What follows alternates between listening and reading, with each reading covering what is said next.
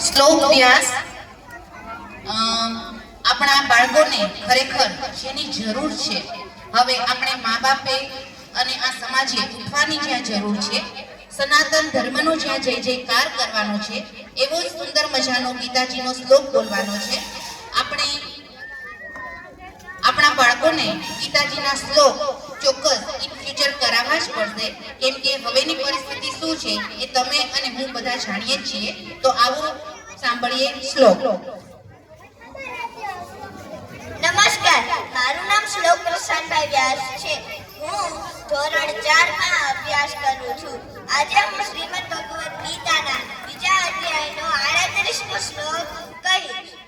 સુખ દુઃખે સમય કૃત્વા લાભા લાભો જયા જયો તતો યુદ્ધાય યુજ્યસ્વ નૈવં પાપમ વાપસિષિ.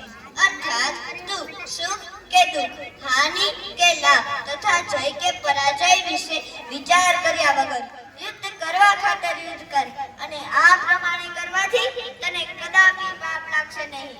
ભગવાન શ્રી કૃષ્ણએ અર્જુનને કહ્યું કે તું યુદ્ધ કરવા ખાતર યુદ્ધ કર, કારણ કે ભગવાન યુદ્ધ ઈચ્છે છે.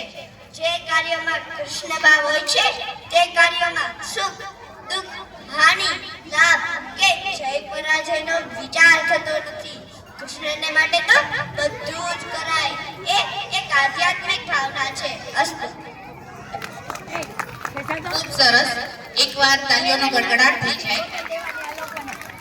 અને મારી તો ઈચ્છા છે કે આવતા વખતે દરેક બાળકોને આવો એક એક શ્લોક બોલવાનો જ છે. યસ્મીન ઝાલા તરફથી શ્લોકને 50 રૂપિયા ઇનામ આપવામાં આવે છે. શિવમ દેવરાણિયા.